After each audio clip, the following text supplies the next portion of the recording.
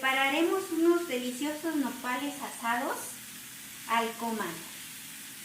Pues así es como van los nopales. Ustedes le pueden poner queso de su elección, hasta un bistecito le pueden poner.